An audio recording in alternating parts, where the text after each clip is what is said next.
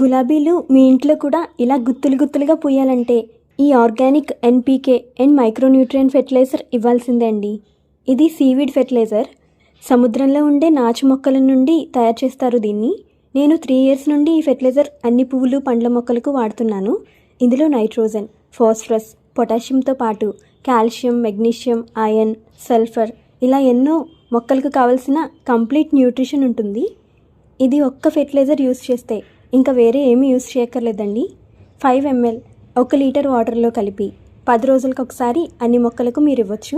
Spray కూడా చేసుకోవచ్చు మొక్కలపైన.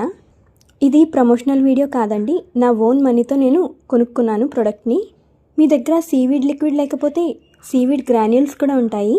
అమెజాన్లో సీవీడ్ గ్రాన్యూల్స్తో పాటు ఈ సీవీడ్ లిక్విడ్ కూడా దొరుకుతుంది.